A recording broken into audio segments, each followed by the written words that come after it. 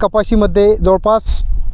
बोंडाची series पूर्ण लागलेली असून आज आपण त्या बोंडांचं आपण स्वतः काउंटिंग करणार आहे. तरी आपण सिरीजप्रमाणे मोजणार आहे.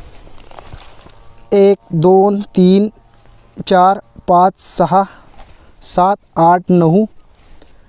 10 11 12 13 14 15 16 17 18 19 20 21 22 23 24 25 26 27 28 29 30 31 32 33 34 35 36 37 38 39 40